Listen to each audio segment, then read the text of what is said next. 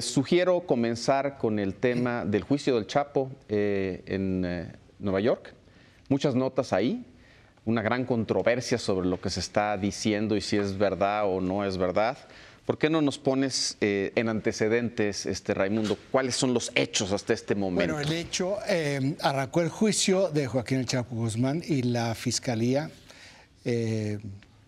presentó hasta este momento como su testigo estrella, que es lo más importante, Jesús Zambada. Jesús Zambada, el rey Zambada, que fue el jefe de la plaza de la Ciudad de México del Cártel del Pacífico, Cártel de Sinaloa, como se quiera llamar, de aproximadamente 1999 al 2008, cuando lo detuvieron.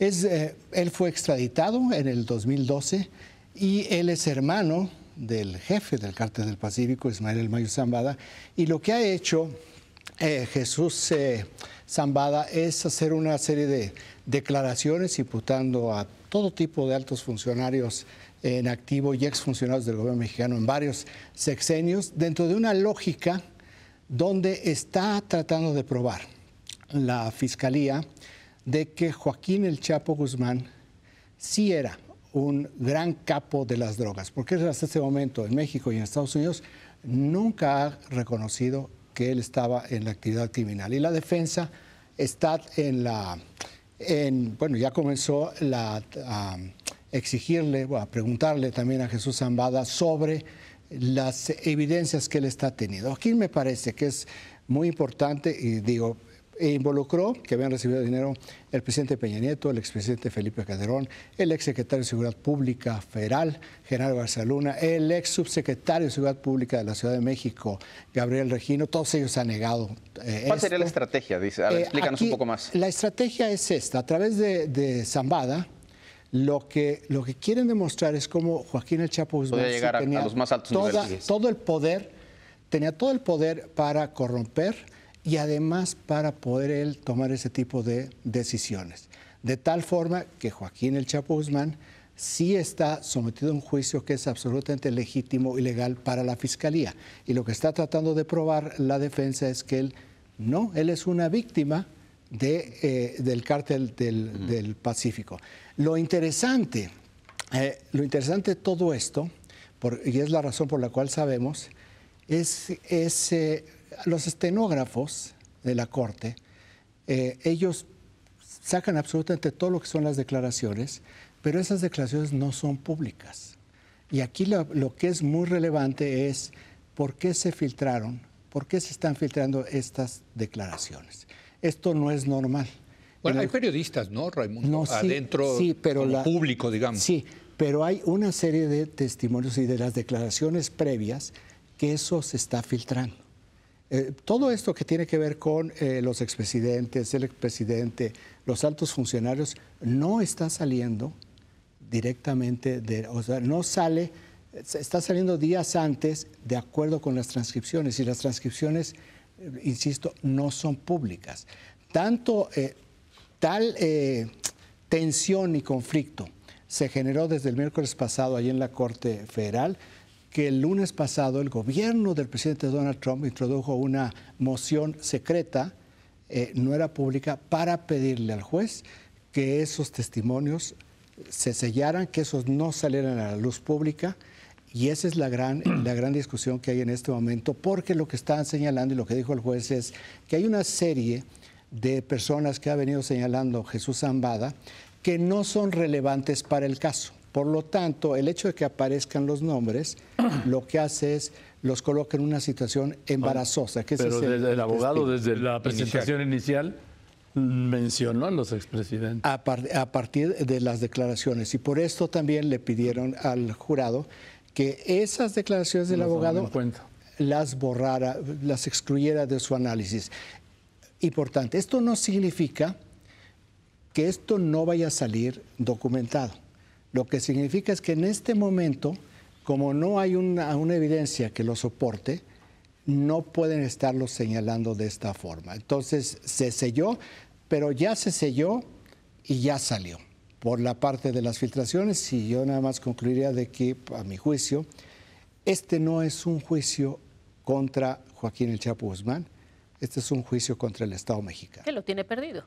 Es decir, porque es muy importante decir que efectivamente, aunque las declaraciones que han hecho no pueden estar sustentadas o no están sustentadas por el momento en pruebas, ni siquiera han sido declaraciones en donde se puedan controvertir, porque han dicho en un restaurante, en México, etcétera, pero no un lugar específico y demás. Lo cierto, creo yo, y ustedes lo pueden o no compartir, es que la visión en México, para que el narcotráfico llegara a los niveles que llegó, es evidente que necesitó de una serie de complicidades del Estado mexicano a su más alto nivel. No sabemos cuál es ese nivel, pero a su más alto nivel. Sí. Eso es algo que todos los mexicanos, además, han interiorizado, hemos interiorizado. Entonces, si sale un señor a decir, por motivos que sean, en un juicio en Estados Unidos, Un supercapo.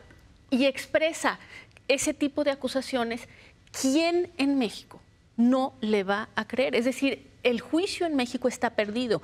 De hecho, hacer cualquier afirmación que me parece importante en el sentido de que estas declaraciones, por creíbles que sean, tendrían que estar sustentadas en pruebas, es muy poco popular, porque entre lo que sabemos, entre el poder de los criminales, la certeza de que no pudieron llegar a acumular ese poder sin una complicidad, vuelve muy difícil la discusión. Hay 300... Perdón. Tú dices, nadie les cree. No, yo cuando perdón, nadie dije, todos les creen. Por eso, a ver, déjame refrasearlo. O sea, todo mundo le cree al ¿Tú le al crees narco... que efectivamente le dieron dinero? No, no es que yo le crea. Yo estoy segura que ¿Todos? el Estado mexicano, espérame, yo estoy segura que el Estado mexicano tuvo que ser cómplice del crimen organizado para que el país perdiera, como ha perdido, su capacidad de utilizar la fuerza pública, la forma en que estos se empoderaron del país. Lo cual no significa que estas afirmaciones en concreto sean ciertas. Estamos de acuerdo. Eso es todo. La fiscalía, pero ya ¿quién está dispuesto a escuchar eso? Cuando la evidencia... Es que tienes razón, Denise. El delincuente adquiere una fe pública. Ante el desprestigio. La Fiscalía tiene 300,000 documentos y 125,000 audios. Eso es lo que trae en el arsenal para cuando venga la necesidad de decir, Exhibit A, aquí está esta grabación de tal presidente de México hablando con el Mayo Zambada. Eso no sabemos, pero... Bueno, pero suponiendo que lo haya, ¿no? Sí. Que francamente se ve lejano. Sí, yo no. Bueno, ¿existe? Sí. A ver, O sea, ¿ustedes creen que los presidentes yo estuvieron no creo involucrados? que un presidente de México haya tenido una conversación telefónica con uno de estos o presencial jefes, tampoco. ¿Mande? O presencial. Con uno de estos jefes de narcotráfico para acordar un soborno. Sí, digo, ahí sí. Pero yo insisto, el delincuente tiene fe pública. Puede decir que un día nos reunió a nosotros, sí, y ya nos pudimos, sí, porque ya lo dijo el rey Zambada.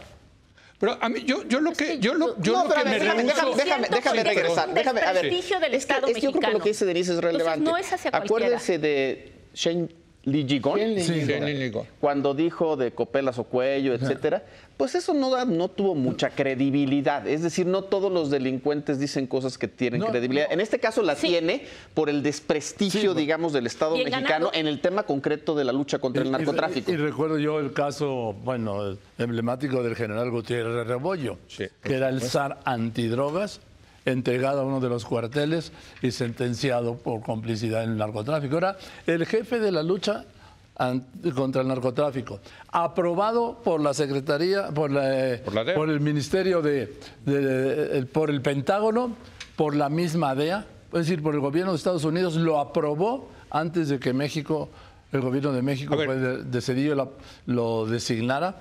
Entonces, pues sí dices, obviamente, no puede haber delincuencia organizada si no hay una parte de gobierno de policías. No, a ver, yo creo que yo no tengo la menor duda, y creo que nadie en esta mesa, que para operar un negocio que según la Fiscalía en Estados Unidos fue del tamaño de 14,000 millones de dólares de exportación de drogas, de 14,000 millones. Es una empresa multinacional.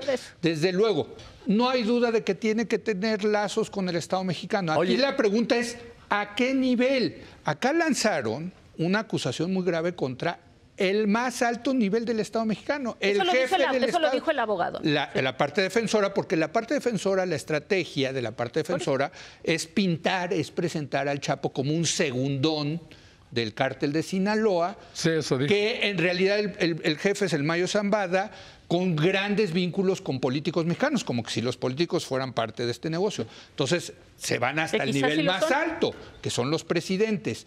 Yo a mí, con todo respeto, me cuesta mucho trabajo pensar que un presidente de la República tome dinero del narcotráfico, porque tendrían que ser tremendamente brutos. De esa manera, ¿no? Tendrían que ser tremendamente brutos por una razón. Porque un día los van a agarrar. Primero, porque si quieren ser corruptos pueden hacer mucho dinero por otros lados, y este dinero es muy sucio, tan sucio que los van a agarrar y los van a tener extorsionados por Estados Unidos. ¿No? O sea, Estados Unidos, no lo crees, o sea, de verdad tienes que ser realmente muy bruto para decir, vamos a agarrar dinero de esta fuente que es tan sensible para políticamente. Imagínate que Estados Unidos tenga las pruebas como las tuvo con Samper en Colombia, ¿no? O con Noriega en Panamá, pues lo que pueden hacer con un presidente de México. Ahí sí me rehúso a pensar. Ahora, ya bajamos al siguiente nivel, García Luna, Gabriel Regino, pues ya empezamos a tener más dudas. Posible, nada más posible. Exactamente.